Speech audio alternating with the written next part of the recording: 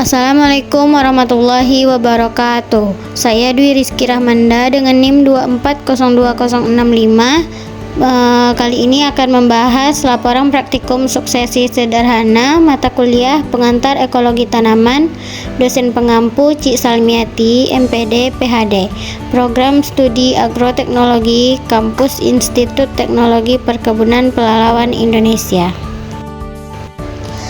Secara singkat, suksesi adalah suatu proses perubahan komunitas tumbuh-tumbuhan secara teratur, mulai dari tingkat pionir sampai pada tingkat klimaks di suatu tempat tertentu. Berdasarkan proses terjadinya, terdapat dua macam suksesi, yakni suksesi primer atau preser dan suksesi sekunder atau subser.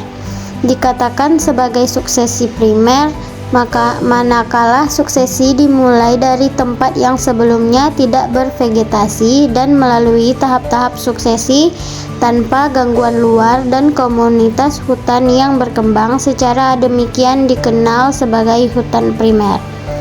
Sedangkan suksesi sekunder dimulai dari suatu tempat yang pernah terdapat tumbuhan atau berbagai benih dan masih mempunyai sisa-sisa peninggalan dari tumbuhan sebelumnya, atau bila timbulnya komunitas tumbuhan disebabkan oleh gangguan manusia seperti penebangan, perladangan, atau pengolahan tanah hutan dan komunitas hutan yang terbentuk disebut dengan hutan sekunder.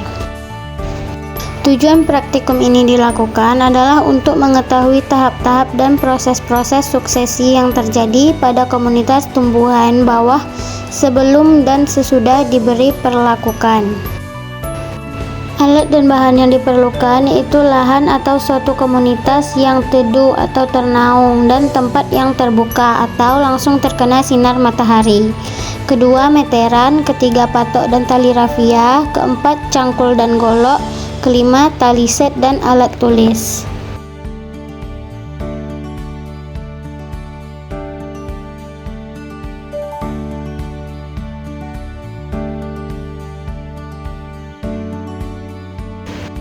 Berdasarkan hasil pengamatan dapat diketahui bahwa setiap plot itu menghasilkan spesies vegetasi yang berbeda-beda.